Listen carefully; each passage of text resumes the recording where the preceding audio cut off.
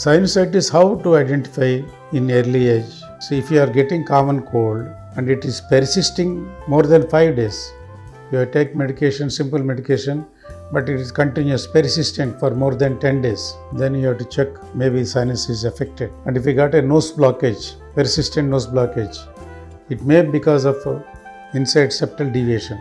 Only ENT surgeon knows, because physicians, they can't see inside the nose whether there is any deviated septum. That is, they are the causative factors. More, not only pollution, these factors will speed the problem of infection. So these problems will increase the problem more and more. So septal deviations, or because of the respiratory allergy, the tissue inside the nose, that is called a turbinate, it may increase in size considerably. So because of the increase in size of turbinates, you get two problems. That is, one is nose blockage and heaviness in the head, and other thing, they block the drainage of the sinuses.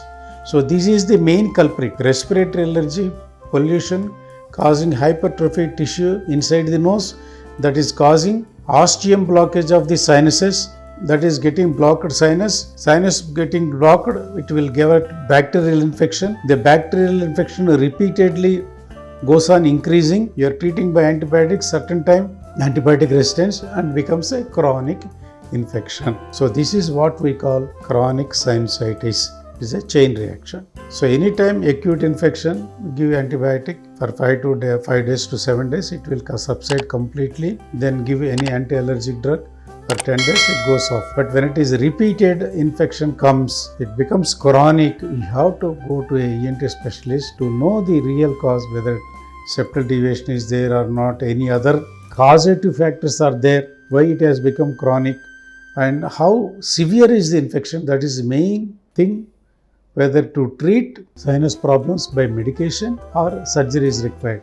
This is the main deciding factor. Is a CT scan of the paranasal sinuses, which will show you the objective evidence that the severity of the infection, how much already it is established inside the sinus. Suppose all the sinuses are affected, we have only one remedy. You have to undergo surgery to correct the nasal septum. That means deviated septum is there. We have to do a septoplasty. If there is increase in tissue, turbinectomy.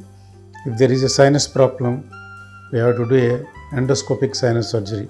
All the surgery is done by endoscope only. Nowadays, it is called functional endoscopic sinus surgery. This is very much developed. Last 30 years, a lot of development in endoscopic sinus surgery techniques. There are different techniques, and we have different endoscopes, different instruments. A balloon sinoplasty is there, and now advanced robotic surgery is also introduced. So there is a lot of advancements in doing the surgery most precisely and removing the infection and preserving the nasal mucosa, which is normal. Nasal mucosa should be preserved as far as possible. So this is called a conservative surgery. So we remove the disease only and try to preserve the nasal mucosa, so that nasal mucosa is very useful to prevent pollution getting affected inside and to reduce the smoke or dust particles or whatever. So that is why advanced surgery is there. So always seek the help of the ENT surgeon who is nearest to you. First, let them assess the severity of the disease. So why, you may ask question, why we should be treated?